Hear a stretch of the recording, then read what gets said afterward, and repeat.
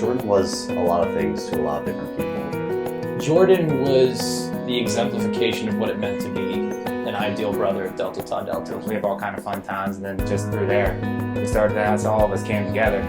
Always smiling, always being funny, just playing around, and always smiling. Became really good friends. My best friend. It's like family to me.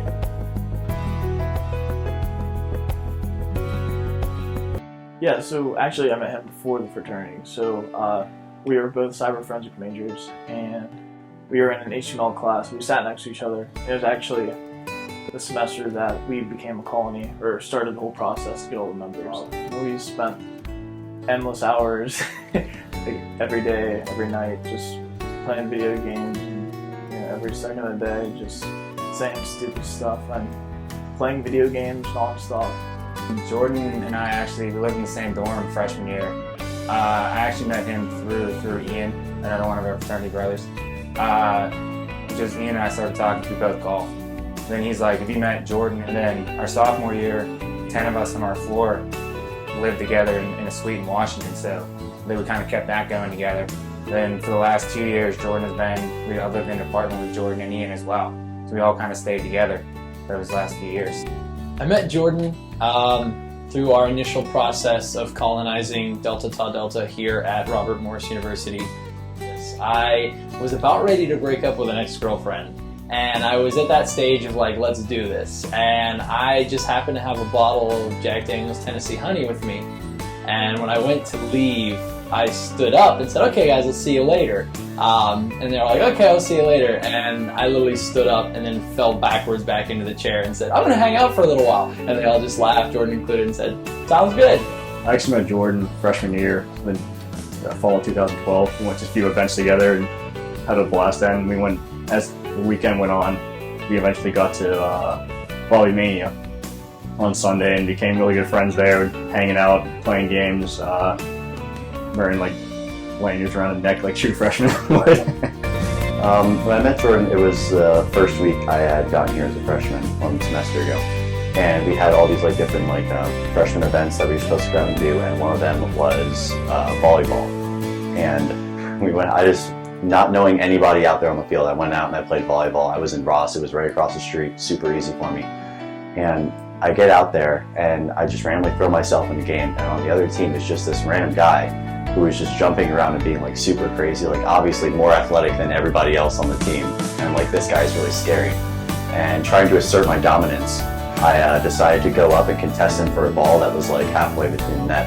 And so I went up, and at the same time he happened to go up, and he got the better end of it, and he smacked it right in my face and gave me a nosebleed. He quick came over, apologized for everything, and I was a little, I don't know how I felt in that moment. I was a little surprised that first of all he beat me out, me being 6'2", for that ball considering how short he was, but my nose stung for a bit, but aside from that, it was a great experience for all of us. So he was someone who upheld the ritual. A fraternity is so much deeper than just a club. It's something that's supposed to symbolize, our tagline is committed to lives of excellence, and that's really what Jordan embodied. Everything that he tried to do for us and for himself was excellence. A yes man, what can I do? What can I do to help? I'm proud of our organization as a whole, but I was especially proud of what he meant to the organization and how. He became vice president and I was president, so he's always been right by my side throughout the whole thing in ships. Always looking for something to do. Extremely athletic. Soccer is his favorite sport ever. He loved playing soccer. Volleyball, sand volleyball, hit tree in the face with a volleyball. He played flag football a lot. He was a role model as well as an inspiration. He loved to play video games, and just seeing the amount of things that he was able to accomplish in his time here almost gave me like a sense of hope. Well, he was the vice president, not the whole time, but for the majority of the time he was. He also played a pretty pivotal role during the recruitment process. And he's always been he's a social butterfly. That's why pretty much everyone on campus knew him, because he was always talking to people. And Homecoming this past year, with both of us being 21, we literally thought that there wasn't an end to what we could consume that day. It was just a blast. It just was something me and Jordan did. We literally just thought that the good times would never end, and they really haven't. We still still got, 80 to 80 some days till graduation, and then our lives just started. So I will carry that on for him, and most definitely plan on carrying that on for him. Yeah. So through the Cyber Friendship Program, there's a trip in DC for 2 weeks, and he was my roommate down there. The toilet ended up getting clogged, and his smart idea was to just keep flushing the toilet until it went all over the floor. I walk in there and like just my feet are soaked, and he's like, "Oh, I just wanted to get all the toilet paper out of the toilet." I'm like, but now there's poop water all over the floor. I was lucky enough to live over the summer with Jordan in summer housing here at Robert Morris, and we would go golfing quite often.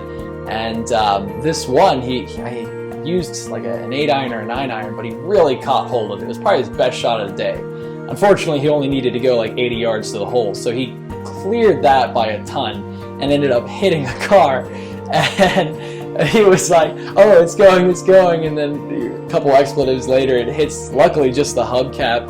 But We always didn't hang in Hamilton because that's where we were freshman year. We never really were there too much. We always go to other buildings until later on we started knowing more people on the floor. But we went to Marshall a lot, and I had a lot of friends there. So we go to the mall before Marshall one time, and we actually bought matching shirts.